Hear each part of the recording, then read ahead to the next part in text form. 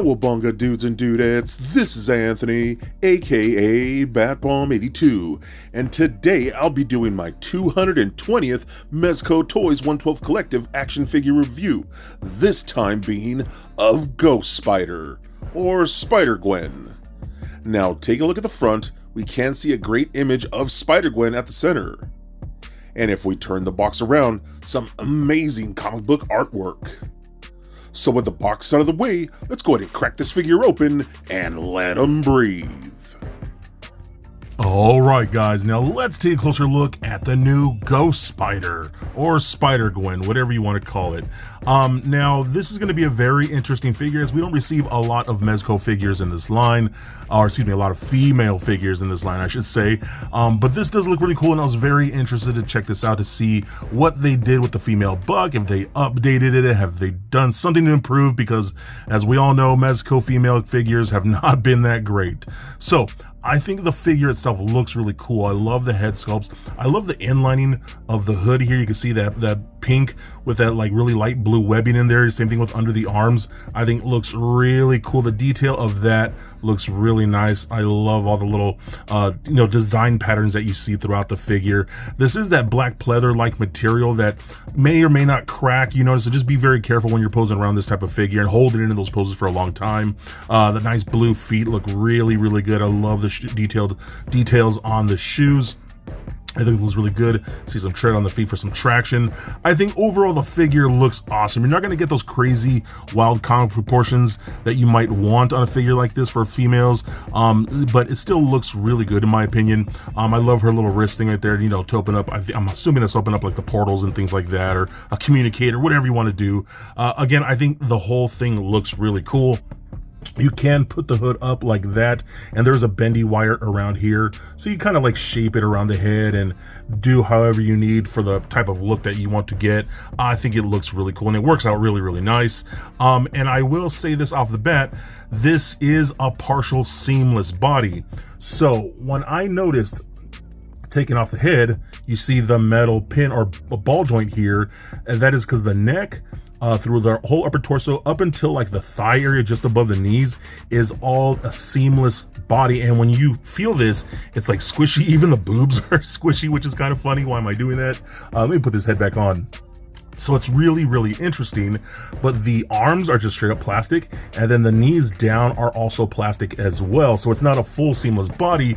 Now, like a lot of us who have the '89 Batman figure, that was pretty much a full-on seamless body, and it has been prone to cracking for some people. But since this one is under a actual material cloth suit, it might not be as bad. Time will only tell. So just something to know that this is a partial seamless body, so it might be a little awkward for some people when you first get this in hand.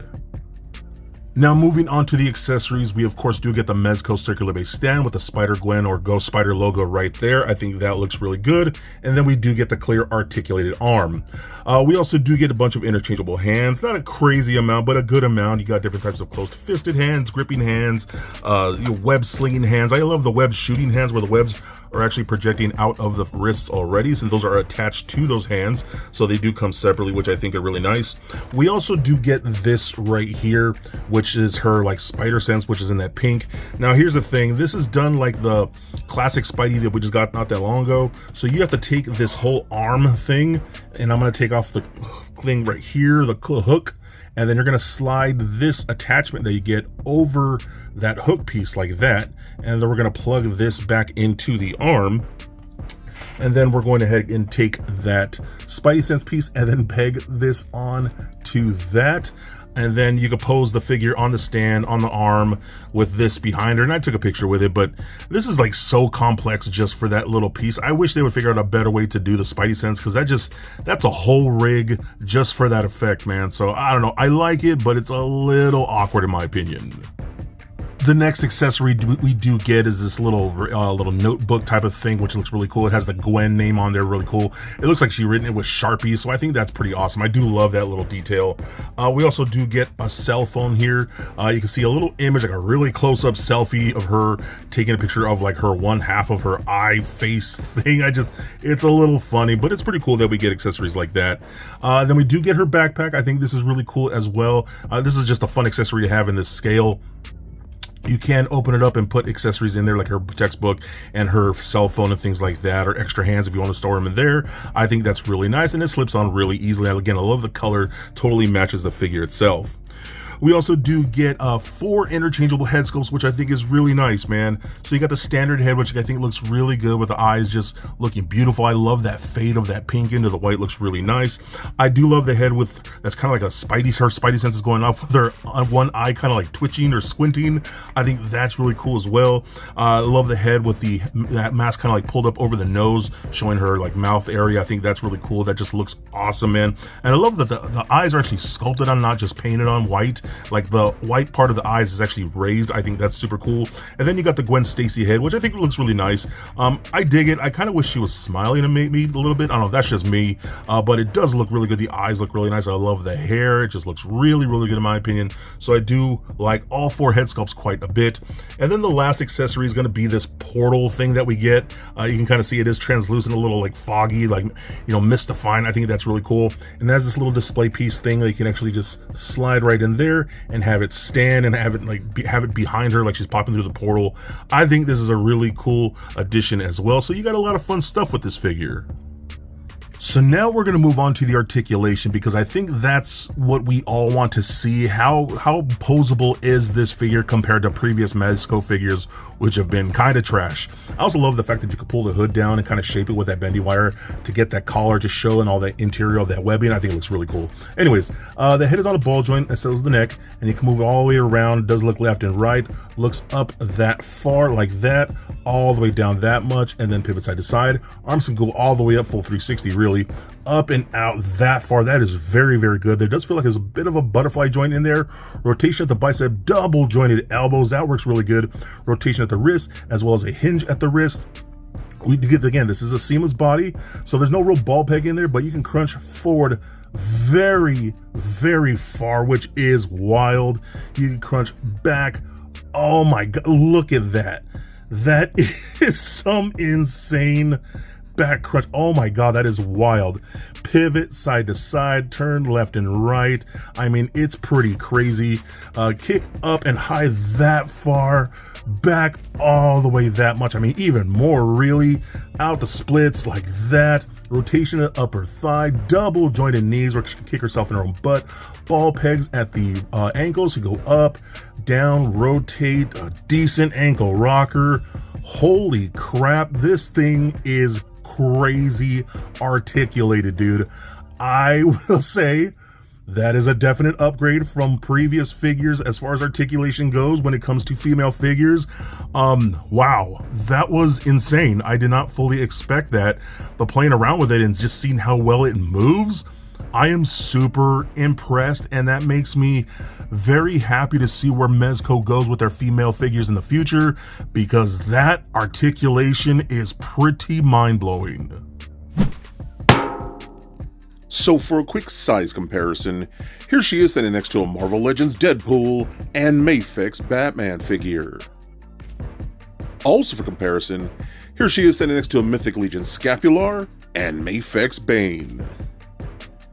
And for even more comparison, here she is standing next to the first Miles Morales from Mezco and a Marvel Legends Spider-Gwen. And for more Mezco comparison, here she is standing next to the classic Spider-Man and Spider-Man 2099. So there it is, guys, my review of Spider-Gwen. Now this is a very interesting figure because I know a lot of people aren't going to feel the vibe of this, as I know how cautious we can be when it comes to female Mezco figures, as a lot of them in the past have been really, really bad. But this is a weird, unique upgrade because it definitely is an upgrade. As we can see, that articulation is wild. Probably some of the best articulation I've seen on any female figure from any company. I mean, it's pretty gnarly. Now, it is done in a partially seamless body, which again, we'll see how it holds up over time. If it does crack, will it show because it has the soft goods material over it? You know, will any of that matter? Will that vinyl crack, you know, here and there? It just depends on how long you hold this figure in a certain position for a long period of time, so just be very careful with that. But I do love all the different heads that we get. I think those are all really, really good. I love things like the backpack and the cell phone. I really do love the portal effect. I think that's really cool. I kind of wish we got a little more web effects. That would have been really cool. But I mean, if you have any of the other Mezco Spider figures, you'll have plenty of effects for that. So that's really cool. But still, I think this is a really interesting piece. Not everyone's going to be into it. They might not like the proportions. They may not just trust a Mezco female figure, but I am honestly loving it. It is very cool, and it gets me really hyped for a future female figures from Mezco to see what they do now that they're utilizing this new technology. You know, will they be utilizing like seamless bodies like this for other female figures or just other figures in general? Who knows? But for right now, it works very well.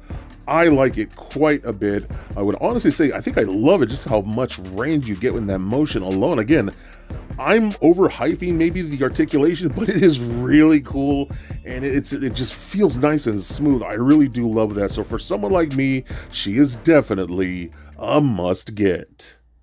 So be excellent to each other and stay nerdy, my friends. Peace.